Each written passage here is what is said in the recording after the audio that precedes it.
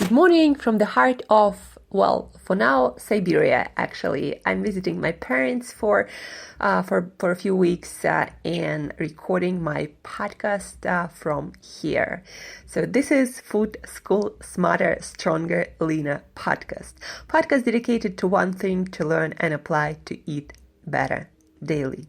I'm your host, Angela Shurina from Create Yourself That Today, your personal nutritionist, your personal health and wellness coach, your personal fat loss guru, and just someone with a lot of passion for healthy eating, healthy food, diets, nutrition, fat loss, and everything and anything related to whatever we decide to put on our plates and in our mouth, in order hopefully to enjoy the flavor, but also to feel good, look good, and perform amazing on all levels. And that's what food was designed to be, wasn't it? Food is supposed to taste amazing, gives us a pleasurable eating experience. But then also, of course, we eat for energy, for nutrition that allows us to continue living full of energy, vitality, health, and just feeling amazing. But sadly, with more and more processed and manufactured by humans foods, we might have more exciting flavors, more calories, loaded with sugars, flavor enhancers, and God knows what else. But we're definitely not getting more health. And the book that we talked about yesterday, the Dorito Effect, and we're going to continue talking about today, explains the problem, why we seemingly getting more variety of foods, getting more exciting flavors, but we're more and more hungry, we crave more and more food, and we are never satisfied, and we feel and look worse and worse and worse, getting all kinds of lifestyle diseases, most of which connected to our poor nutrition supply. So the book I'm talking about is, of course, the Dorito Effect, the surprising new truths about food and flavor.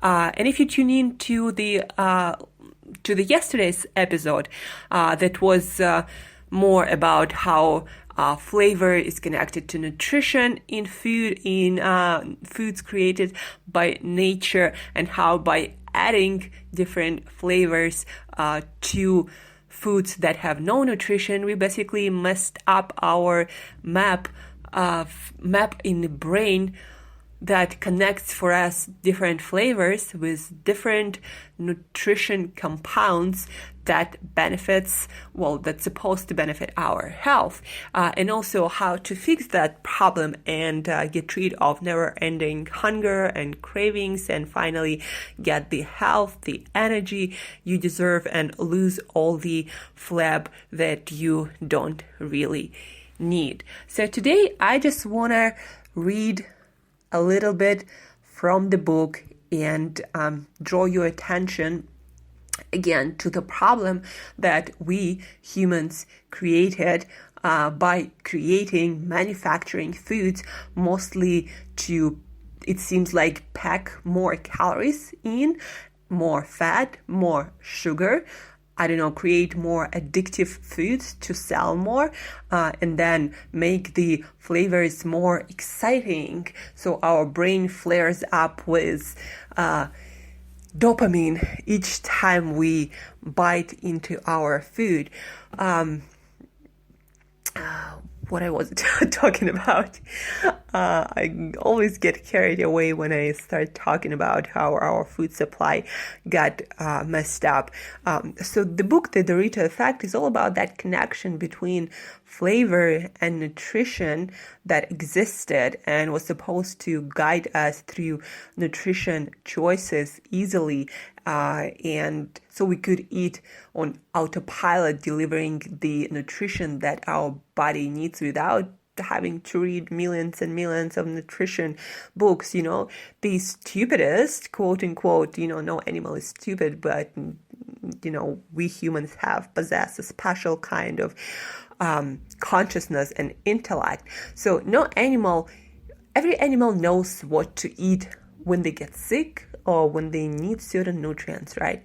And we humans don't. And that is probably why it's described in the book. Also today I released new blog on my website, Create Yourself That Today. So you can read an short article about the book, The Dorito Effect, and my thoughts on the data presented in the book and on the thoughts and questions that the book discusses. So let's get to reading. I want to read to you some important extracts from the book that I think you should kind of think about if you want to eat healthier and start struggling with your nutrition. So the food problem is a flavor problem. For half a century, we've been making the stuff people should eat, fruits, vegetables, whole grains, unprocessed meats, incrementally less delicious. Meanwhile, we've been making the food people shouldn't eat, chips, fast food, soft drinks, crackers, taste ever more exciting. The result is exactly what you'd expect. It all boils down to what I will call the rules of flavor. Humans are flavor-seeking animals. The pleasure provided by food, which we experience as flavor, is so powerful that only the most strong-willed among us can resist it. In nature, there is an ultimate connection between flavor and nutrition, and that is very, very important, so think about it. In nature, there is an intimate connection between flavor and nutrition. Synthetic flavor technology not only breaks that connection, it also confounds it. So how do we fix it? Well, we could try to fix rule number 3. We could try to make synthetically flavored things more healthy. And then the book goes into details how we were trying to do just that. But a little bit more reading.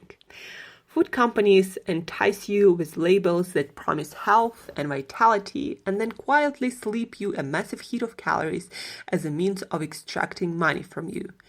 But there is a deeper problem, skill. If a food company wanted to create a cracker that's as healthy as, say, a strawberry, would it even know how? A strawberry, to pick just one example of naturally flavorful thing, is healthy on multiple levels.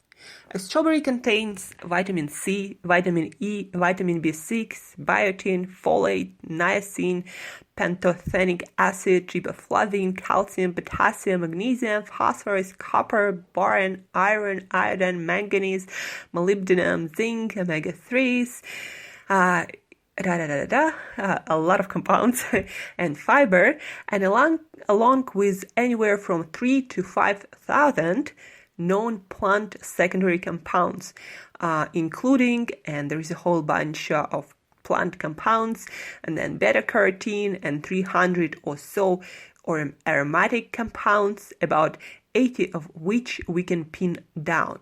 So 300 aromatic compounds in strawberry, and only 80 of them we can even pin down, meaning recognize. So let's pretend for a moment, and we are deep in the realm of fantasy here, that some company could create substances that they could buy the magnesium, copper, phosphorus, etc., all those other plant compounds, and they could add all the aromatic compounds. Would they? How much would it cost to add in all those vitamins, minerals, and omega-3s? How much for just half of the known aroma chemicals? Imagine the industrial sprawl of tubes, tanks, and evaporators it would take to produce 3,000 plant compounds. That would be a seriously engineered cracker. Food companies have no idea how to make a cracker that complex, meaning as complex as a simple quote-unquote strawberry. And even if they did, it wouldn't taste any good for the simple reason that humans stink at making things delicious. We have been at this game, meaning making things delicious, for a bit over half a century. We may have knocked off a perfect vanilla, but we can't make food pleasurable without resorting to cheap thrills like fat, sugar, carbs, and MSG.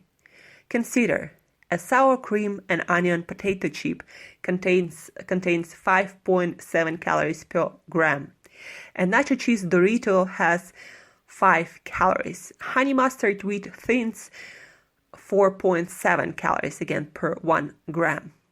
Mellow Mars 4.4. Pop chips, a chip that has all the flavor and half the fat, 4.2 calories. And a non-strawberry flavored yogurt with no actual strawberry, that is power-packed with essential nutrients to help little ones grow up healthy and strong, 1.2 calories per 1 gram.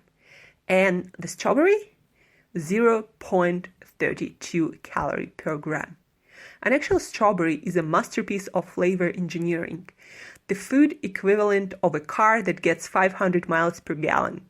Humans don't know how to create deliciousness on such a measly calorie budget.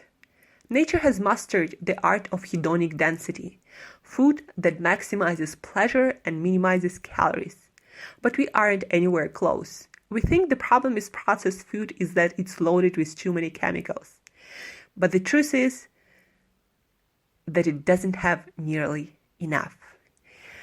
So guys, what this whole abstract is about is food manufactured these days is a very, very poor imitation of foods that created by nature or that been creating life and foods for billions of years.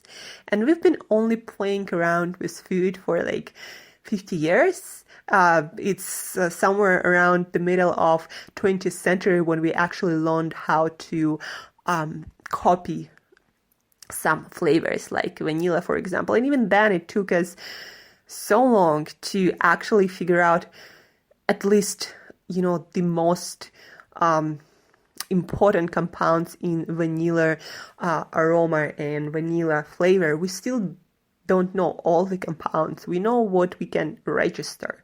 But even what we can register with the best equipment that the industry has, we can register more with our own nose. That's how complex biology is, and we're still just figuring it out.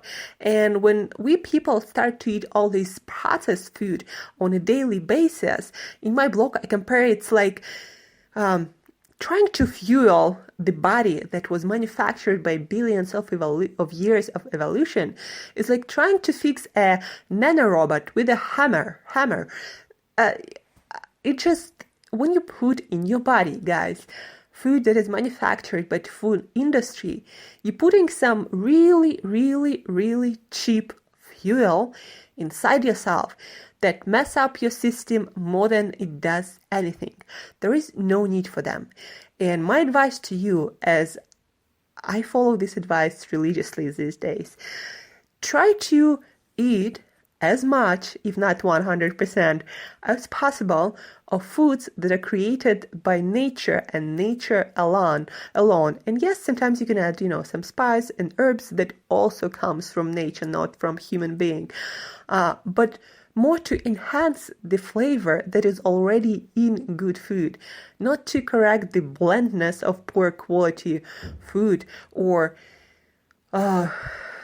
to eat some junk.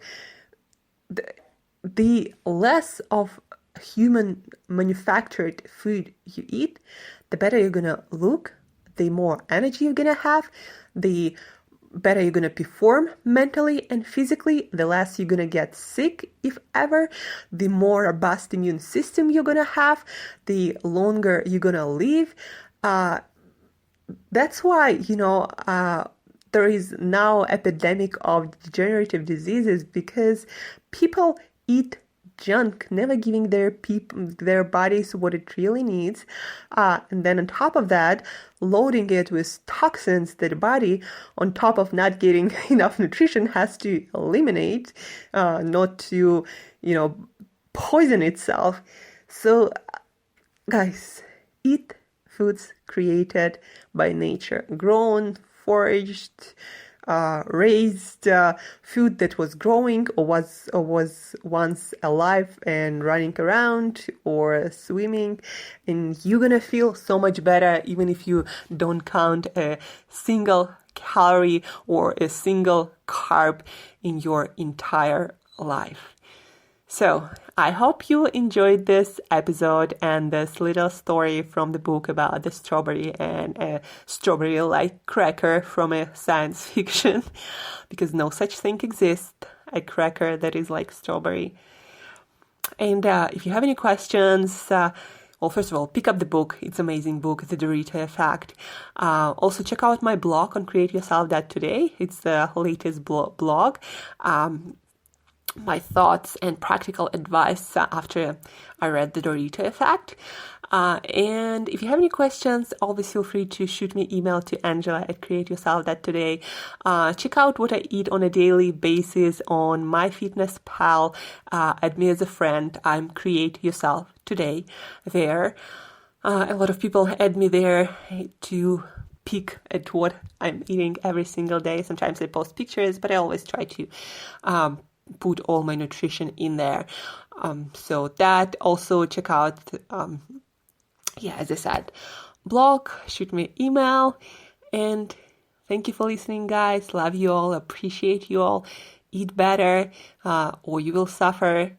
And till next time, eat better daily.